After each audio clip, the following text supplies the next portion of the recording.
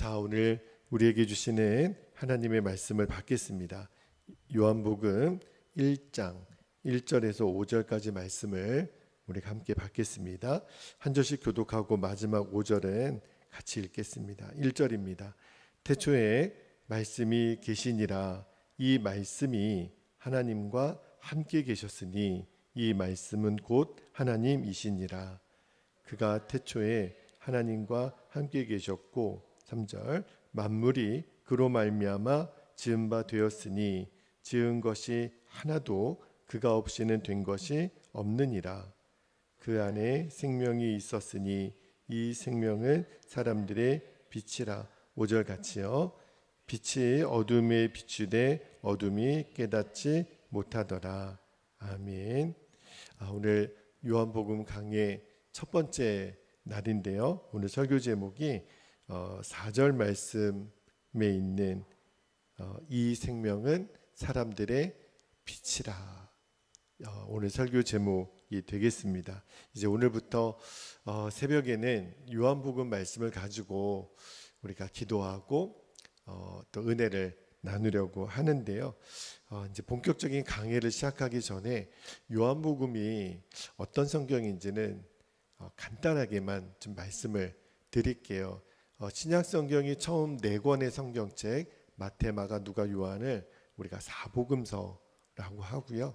특히 그 마태, 마가, 누가가 예수님을 같이 보고 성경을 기록했다 그래가지고 그 세 성경은 공간복음서라고 이렇게 이야기를 해요. 그러면 3권의 공간복음서랑 요한복음하고는 어떤 차이가 있냐면 마태, 마가, 누가 복음에는 실제 예수님의 삶과 예수님이 하셨던 말씀에 포커스가 있다면 이제 요한복음은 그 예수님의 말씀을 영적 차원에서 다시 한번 조명해 준. 그래서 우리가 세 가족이 만약에 성경을 제일 먼저 읽게 된다면 이 마태, 마가, 누가보다 이제 복음서 다 똑같은 복음서지만 요한복음을 먼저 읽도록 권면하는 이유가 이 요한복음은 영적 차원의 복음서이기 때문에 그래요.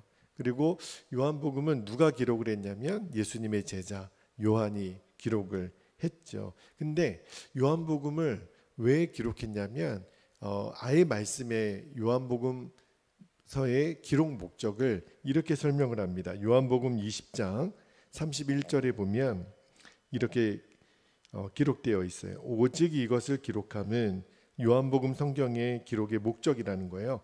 너희로 예수께서 하나님의 아들 그리스도이심을 믿게 하려 함이요 또 너희로 믿고 그 이름을 힘입어 생명을 얻게 하려 함이니라. 이게 이제 요한복음의 목적이에요. 그러니까 예수님이 하나님의 아들 그리스도이시다. 그리고 날마다 예수님을 힘입어서 영생의 복을 누리게 하는 것. 이것이 앞으로 우리가 요한복음을 읽으면서 계속해서 누리게 될 은혜입니다. 자, 이제 말씀으로 들어가 보겠는데요. 이 복음서의 시작, 특히 마태복음이나 누가복음은 그 복음서가 무엇으로 시작되냐면 예수님의 탄생 이야기로부터 시작이 돼요. 근데 요한복음은 전혀 다르게 시작합니다. 자, 오늘 1절 말씀을 다시 한번 볼게요. 1절 말씀에 보면 이렇게 시작해요. 태초에 말씀이 계시니라. 어디서 많이 좀 비슷한 문장이 기억나시죠? 딱 무슨 말씀이 생각나요? 창세기 1장 1절 말씀. 창세기 1장 1절은 이렇게 기록됩니다. 태초에 하나님이 천지를 창조하시니라 그랬는데, 자, 요한복음 1장 1절에 나오는 태초하고 창세기 1장 1절에 나오는 태초가 개념이 조금 다릅니다. 어떤 의미에서 다르냐면 창세기의 태초는요, 하나님이 이 세상을 처음 만드실 때 태초, 우리가 지금 살고 있는 이 우주라고 하는 공간, 특히 우리는 지구라고 하는 공간에 살고 있잖아요. 그때 창세기 1장 1절은 그때의 태초를 말하는 거고요. 그러니까 세상의 첫 출발이지만 요한복음의 태초는 창세기랑 태초랑 조금 다릅니다. 요한복음은 언제냐면 쉽게 말하면 영원이에요. 영원으로서의 태초. 그러니까 여러분 지금 어제 오늘 내일이라고 하는 시간은 하나님이 이 세상을 만들 때 시간이라고 하는 것도 하나님이 창조하신 거거든요. 그런데 이 요한복음의 태초는 그 전에 하나님이 시간과 함께 이 세상을 만들기 그 전, 다시 말하면 영원부터 예수님은 계셨다. 그죠? 그 태초를 말하는 거예요. 영원. 예수님이 그 영원 전부터 계셨다라는 것을 왜 사도 요한이 강조를 하고 있는 거냐면, 예수님은 하나님과 함께 영원부터 계셨고 또 이 땅을 창조하실 때도 예수님은 계셨는데, 그때 태초에 말씀이 계시니라 그랬잖아요. 그 말씀이 누구냐면 예수님이라는 거예요. 예수님은 영원부터 하나님과 함께, 그리고 이 땅을 창조하실 때도 함께 계셨던 예수님. 자, 1절 후반절을 다시 한번 볼게요. 1절 후반절에 보면 이 말씀이 예수님이죠. 하나님과 함께 계셨으니, 자, 거기 함께에다 한번 동그라미를 해보세요. 이 함께는 친밀한 교제를 말하는 거예요. 이 말씀은 곧 하나님이시니라. 그러니까 여기에서 이제 삼위일체 교리가 나오는 거거든요. 그러니까 예수님은 하나님과 구별되면서 동시에 하나님 그분이시라는 거예요. 삼위일체 교리는 나중에 한번 시간이 될 때 말씀을 좀 따로 드리도록 할게요. 자, 어쨌든지 마태복음과 누가복음은 사람으로서의 예수님이 이 땅에 오셨던 것을 조명했다면, 요한복음은 이 세상 오시기 전부터 영원부터 계신 예수님이 하나님 그분이면서 이 세상을 창조할 때 함께 하셨던 분, 그렇게 요한복음이 설명을 하고 있어요. 자, 이어지는 3절 말씀도 한번 볼게요. 자, 3절 말씀에 보면 만물이 그로 말미암아, 예수님으로 말미암아 지은 바 되었으니 지은 것이 하나도 그가 없이는 된 것이 없느니라. 그러니까 분명히 예수님이 창조사역에 같이 하셨다는 거예요. 이 부분을요, 나중에 이제 사도 바울이 골로새서에서 이렇게 표현을 합니다. 골로새서 1장 15, 16절 말씀을 보면 15절에 그는 보이지 아니하는 하나님의 형상이시오, 예수님을 말하는 거예요. 모든 피조물보다 먼저 나신 이시니, 16절에 만물이 그에게서 창조되되 하늘과 땅에서 보이는 것들과 보이지 않는 것들과 혹은 왕권들이나 주권들이나 통치자들이나 권세들이나 만물이 다 그로 말미암아 그를 위하여 창조되었고. 그러니까 예수님의 창조 사역을 말하는 거거든요. 자, 그리고 이어지는 오늘 요한복음 1장 4절 말씀을 보세요. 제가 오늘 설교 제목으로도 삼은 본문인데요. 그 안에, 예수님 안에 생명이 있었으니 이 생명은 사람들의 빛이라. 그러니까 사도 요한은 예수님을 생명이라고 그렇게 말씀하세요. 여러분, 모든 인간은 영원한 생명을 갈망하거든요. 그래도 진시황 같은 사람은 불로 초록하는 영원히 죽지 않는, 늙지 않는 그 약초를 먹으려고 그렇게 애를 썼다 그러잖아요. 그런데 문제는 영원한 생명은 누구에게 있냐면 예수님에게 있어요. 자, 인간은 영생을 갈망하는데 영원한 생명이신 예수님을 찾지 않고 엉뚱한 데서 그 영원한 생명을 대신하려고 몸부림치는 게 인간이라는 거예요. 육신의 부귀, 쾌락으로 그 영생을 갈망하려고 채워보려고 하지만, 여러분, 아무리 목이 말라도 바닷물을 마시면 안 됩니다. 바닷물을 마시면 잠깐은 갈증이 해소될지 모르겠지만 더 목마를 수밖에 없거든요. 영원한 생명이신 예수님을 우리가 먹고 마시지 않으면 인간이 가지고 있는 그 목마름은 채울 수가 없거든요. 결국 그 목마름 때문에 갈증을 느끼다가 영생을 갈망하는 인간이 영생이신 예수님의 생명을 소유하지 못하니까 그 갈증 속에 죽어가는 거예요. 그 대표적인 예가 누가복음 16장에 보면 거지 나사로와 부자 이야기 나오잖아요. 그 말씀의 핵심이 뭐예요? 육신의 생명을 위해 살기 위하여 영원한 생명을 준비하지 못하면 그것처럼 어리석은 일이 없다. 그거를 얘기하는 거거든요. 여러분, 예수님이 생명이세요. 다시 말하면 예수님 외에는 생명이 없습니다. 그러니까 영원한 생명이신 예수님을 모시고 사는 사람은 이제는 더 이상 우리는 육신의 생명을 위해서 그렇게 안달할 이유가 없다라는 거예요. 그렇죠? 우리는 이제 더 이상 먹고 마시고 우리의 육신을 위해서 그렇게 애쓰거나 노력할 필요가 없어요. 왜 그렇죠? 우리들의 영원한 생명이신 예수님을 우리는 소유했으니까. 그래서 예수님 한 분이면 충분합니다. 예수님 한 분이면 만족합니다가 거기서 나오는 거예요. 예수님이 영원한 생명이시니까 이 땅에 어떤 것으로 영원한 생명을 살 수 있겠어요? 안 되거든요. 그러나 예수님을 소유한 사람은 영원한 생명을 이미 소유했기 때문에 그래서 예수님 한 분으로 만족한 거예요. 그 어떤 것도 채울 수 없는 그 영적인 풍성함을 생명이신 예수님으로 누리는 거죠. 그런데 이 4절 말씀에 요한 사도가 예수님 안에 생명이 있다고 말씀하면서 오늘 설교 제목입니다. 이 생명은 사람들의 빛이라. 생명이신 예수님을 빛이라고.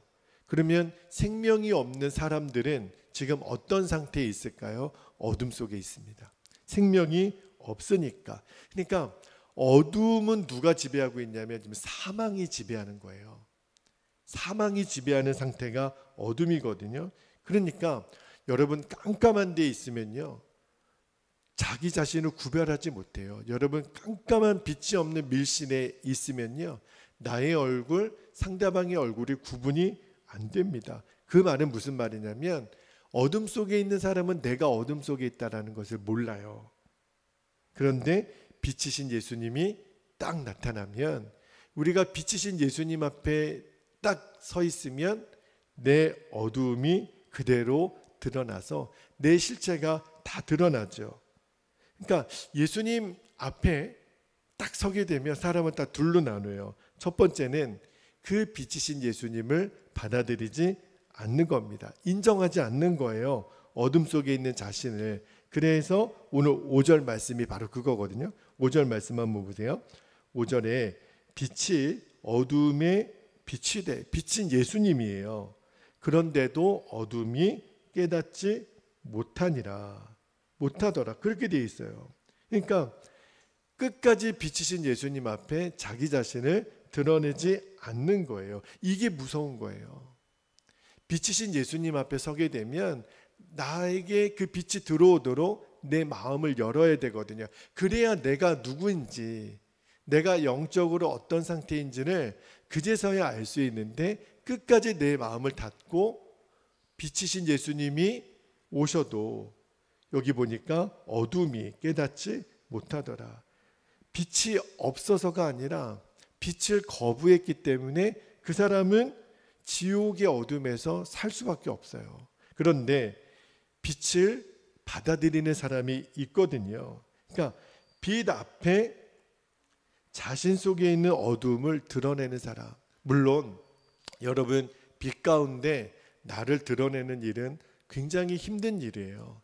누군가에게 나를 드러내고 내가 이런 사람입니다, 내 안에 이런 어둠이 있었습니다, 이거를 드러내는 거는 어떤 때는 고통이고 부끄러움일 수 있어요. 그러나 그게 사는 거예요. 빛 가운데 나를 드러내야 내가 살아요. 근데 왜 사람들이 빛 가운데 나를 드러내지 않느냐면 그게 편하니까. 뭐하러 굳이 드러내? 내가 과거에 어떤 사람인지 내가 은밀히 감추고 있는 이 어두움을 뭐하러 드러내? 마귀는 계속 감추라는 거예요. 그러니까 계속 어둠 속에 지배를 받을 수밖에 없는 거예요. 당장은 편하니까. 그러나 여러분 꼭 기억하셔야 돼요. 절대로 어둠 속에 숨어서는 안 됩니다. 여러분, 내 몸에 암이 있어요. 의사가 말하기를 수술하셔야 됩니다. 그러면 여러분, 의사에게 내 몸을 맡기고 내 몸을 이제 복강경으로 하든지 절개를 하든지 드러내야 돼요. 그래야 암덩어리를 제거하는 거거든요. 영적으로도 우리가 빛 가운데 나의 의사이신 예수님께 내어 맡기고 나를 드러내는 거예요. 그래야 진짜 사는 길이 열리게 됩니다. 그러니까 빛 가운데 내 안에 있는 어둠을 들춰내는 것은 주님이 우리를 부끄럽게 하거나 창피하게 하려고 하는 게 아니라 진짜 우리를 살리려 하는 거예요. 병든 몸에서 또 죄악으로 찌든 내 마음을 고쳐내시려고. 그러니까 빛이신 예수님 앞에 나를 끊임없이 드러내는 겁니다. 그래서 요한일서 1장 6절 7절에 보면 이렇게 얘기를 해요.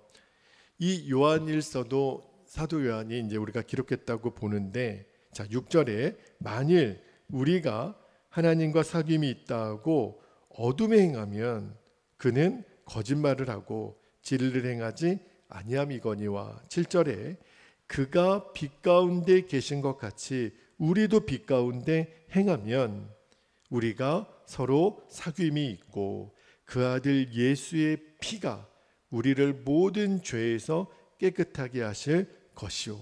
분명히 그랬거든요. 그러니까 빛 가운데 나를 드러내는 거예요. 그러니까 하나님과 사귐이 있다고 말은 하면서 나는 하나님을 믿어요, 예배도 드려요, 성경도 읽어요. 그러면서도 여전히 어둠 속에 나를 드러내지 않아요. 이게 신앙생활에 있어서는 가장 무서운 함정이라는 거예요. 그러면 주님과의 사귐이 진짜가 아니라는 거예요. 그렇죠? 그러니까 여러분, 그러면 빛 대신 예수님 앞에 서는 것이 뭘 말하는 걸까요? 말씀 앞에 서는 거예요. 우리가 거울 앞에 서면 내 전신이 다 보이죠. 여러분, 오늘도 교회 오시기 전에 아침에 일어나서 양치하시고 세수하실 때 어디 앞에서 세수해요? 거울 앞에서 하시잖아요. 내가 머리가 헝클어지진 않았는지, 눈곱은 끼지 않았는지 옷매움새를 다시 한번 거울을 보고 확인하듯이 빛 가운데 서는 것은 말씀 앞에 서는 거예요. 그러므로 여러분, 이렇게 우리가 새벽마다 공예배 때 말씀 앞에 서는 시간이 빛 대신 예수님 앞에 서는 시간이에요. 성경은 예수님이 말씀이시라고, 빛 대신 예수님이 말씀이시기 때문에 예수님 앞에 서는 시간이 말씀 앞에 서는 시간하고 똑같아요. 자, 그런데 그 사람이 빛 가운데 거하는지 어둠 속에 거하는지를 사도 요한이 정확하게 제시하는 기준이 하나 있어요. 그게 뭐냐면, 자, 요한일서 2장 9절에서 11절까지 말씀, 이 말씀을 읽고 우리가 이제 기도하기를 원하는데, 자 9절에 빛 가운데 있다 하면서 그 형제를 미워하는 자는 지금까지 어둠에 있는 자요. 10절 굉장히 중요합니다. 밑줄 할게요.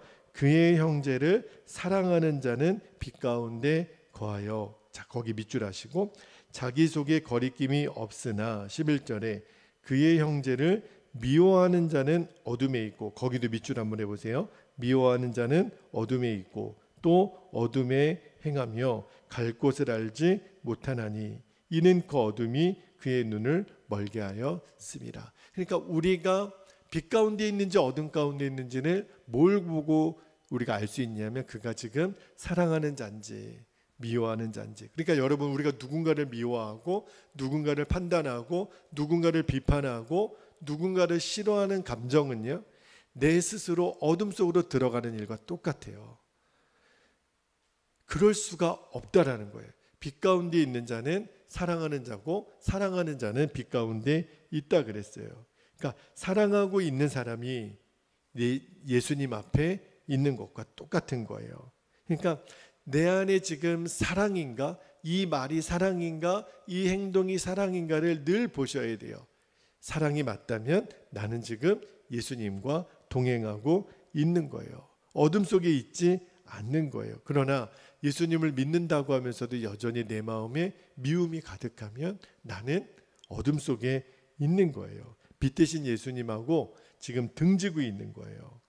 그러니까 생명의 마음이 아니라 지옥과 같은 마음을 갖고 있는 거죠. 그래서 오늘 새벽에 말씀이 좀 길었지만 핵심은 빛 가운데로 나아가는 거예요. 예수님께로 나아가는 거예요. 그분 안에 있는 생명으로 나아가는 거예요. 그래서 오늘 우리 마음에 미움이 제거가 되고, 주님, 내가 사랑하는 사람이 되게 하소서. 그래서 매 시간마다 순간마다 생명의 빛이신 예수님께 나아가는 그러한 삶을 오늘도 살아가게 되기를 주님의 이름으로 축복합니다. 자, 기도하겠습니다.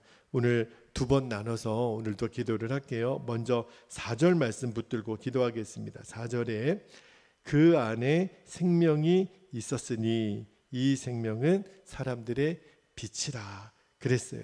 우리가 이렇게 기도하기를 원해요. 내 안에 생명이신 예수님, 빛으로 역사하시는 예수님으로 내가 충만하게 하옵소서. 내 안에 어둠을 몰아내 주옵소서. 우리 함께 통성으로 기도하겠습니다. 할렐루야. 사랑과 은혜가 많으신 아버지 하나님, 이제 오늘부터 우리가 요한복음 대장정으로 들어가려고 합니다. 이제 요한복음의 믿음의 산에 우리가 올라 주 예수께서 그리스도이심을, 그리고 우리에게 영원한 생명을 주시려고 하는 이 영적 복음서인 요한복음을 통하여 우리가 주 예수님으로 더 충만하기를 원합니다. 특별히 오늘 첫 번째 시간에 예수님 안에 생명이 있었다고 하셨고, 이 생명이 사람들의 빛이라고 하셨습니다. 내 안에 생명이신 예수님, 빛으로 역사하시는 예수님으로 내 안에 충만하소서. 그래서 내 안은 어둠이 없습니다. 내 안에 마귀가 숨어 살 수 있는 어둠은 존재하지 않습니다. 빛이신 예수님이 내 안에 생명으로 오셨기 때문입니다. 그 예수님으로 나는 더 충만합니다. 주 예수로 충만합니다. 예수로 우리는 충만합니다. 그러면 됩니다. 주님, 이제 우리는 빛의 자녀요, 생명의 자녀입니다. 그래서 하나님, 우리는 육신을 향하여 하나님 무엇을 먹을까, 무엇을 마실까, 무엇을 입을까 염려하지 않는 자들입니다. 예수님 한 분이면 충분한 이유가 영원한 생명의 빛이신 예수님이 내 안에 충만하니, 아버지 하나님, 우리는 그 외에 어떤 것들로도 만족할 수가 없는 존재임을 우리가 고백하며, 예수님, 주님으로 인하여 충분한 삶, 예수님으로 인하여 감사한 삶, 예수님으로 인하여 모든 것을 가진 자의 삶을 우리가 누리게 하여 주옵소서. 빛으로 역사하시는 예수님, 우리는 그 예수님으로 충만합니다. 충분합니다. 머리끝부터 발끝까지 예수요, 예수요, 예수요. 내 안에 주 예수로 충만하게 하여 주옵소서. 감사드리며 주 예수님의 이름으로 기도하옵나이다. 아멘. 아멘. 우리 두 번째로 기도하고 우리 더 깊은 기도의 교제의 시간을 갖게 되기를 바랍니다. 5절 말씀을 붙들고 기도했으면 좋겠어요. 빛이 어둠에 비추되 어둠이 깨닫지 못하더라. 여러분, 이렇게 기도하기를 원해요. 주님, 이제는 어둠 속에 숨지 말고 빛으로 나오게 하옵소서. 오직 사랑으로 내가 빛 가운데 있음을 드러내는 인생 되게 하여 주옵소서. 우리 주의 이름을 간절히 부르시고 통성으로 기도하겠습니다. 주여. 할렐루야. 사랑하는 아버지 하나님, 빛이 비쳤어도 어두움은 그 빛을 깨닫지 못한다고 했습니다. 마음을 열지 않으면, 아무리 예수님이 빛으로 역사해도 그 빛을 거부하면 그 사람은 깨닫지도 못할 뿐더러 생명의 빛이신 예수님을 만날 수도 없고 늘 인생의 갈증과 그 욕망으로 헤매일 수밖에 없음을 오늘 말씀에 우리가 말씀으로 분명히 깨닫게 되는 은혜가 있기를 원합니다. 그러므로 빛이 비출 때 어둠 속에 숨지 않게 되기를 원합니다. 하나님, 그 시간이 잠시 잠깐은 고통이고 불편할 수 있어도 그것이 우리가 사는 길임을 명심하며 끊임없이 빛 가운데 나를 드러내게 하소서. 말씀 앞에 나를 드러내게 하소서. 주님, 우리가 거울 앞에 서는 시간이 있지 않습니까? 그래야 내 자신을 볼 수 있듯이 빛이신 예수님, 빛이신 말씀 앞에 있을 때에만 우리는 내 자신을 정확하게 볼 수 있으며 내가 내 안에 어둠이 숨어 있는지를 볼 수가 있게 됩니다. 끊임없이 빛이신 예수님 앞에 나를 드러내게 되기를 원합니다. 말씀 앞에 나를 내어드리기를 원합니다. 그래서 말씀이 나를 지배하고 말씀이 나를 다스리고 빛이신 예수님이 나를 마음껏 운행하시고 나를 주관하시도록 하나님, 나의 모든 주권을 예수님께 이양합니다. 빛이신 예수님, 내 안에 환히 비춰주옵소서. 내 안에 어둠의 영역은 없습니다. 어둠이 나를 지배할 틈이 없습니다. 빛이신 예수님, 생명이신 예수님, 나에게 충만하소서. 나를 완전히 드러내소서. 무엇보다도 오직 사랑으로 하나님 빛 가운데 있음을 드러내는 인생 되게 하여 주옵소서. 어두움은 하나님 미워하는 영이라고 했습니다. 주님, 이제는 우리가 사람을 판단하고 미워하고 정죄하는 일을 멈추게 하여 주시고, 하나님, 주님과의 사귐이 있는 자는 서로 사랑할지니라 하셨습니다. 우리가 서로를 사랑함으로, 섬김으로, 베풀고 나누어 줌으로 내가 빛 가운데 있는 자녀임을 증거하는 삶을 살게 하여 주옵소서. 오직 사랑입니다. 이것이 사랑인지를 먼저 알고 말하며 이것이 사랑인지를 묻고 행동하게 하여 주옵소서. 사랑이면 충분합니다. 사랑이 제일입니다. 이제는 우리를 사랑의 도구로, 아버지 하나님, 우리를 평화의 도구로 아버지 하나님 사용하여 주옵소서. 그래서 오늘도 우리가 걸어가는 모든 삶 속에 생명의 빛이신 예수님을 증거하고 생명의 빛이신 예수님을 환히 비추는 빛의 자녀요 소금의 자녀로 우리가 살게 하여 주시기를 원합니다. 주님, 우리는 이 빛 가운데 있습니다. 이 빛을 가지고 세상에 나아갑니다. 그래서 너희는 세상의 빛이라고 말씀하신 것이 내 안에 예수님을 증거하고 예수님을 드러내는 삶으로 우리를 인도하시기 때문입니다. 그 빛이신 예수님, 우리가 생명이신 예수님과 오늘도 온전히 동행하는 귀한 삶을 살아갈 수 있도록 아버지 하나님 인도하여 주옵소서. 그렇게 인도하실 주님을 찬양합니다. 주님 감사합니다. 오 하나님 감사합니다.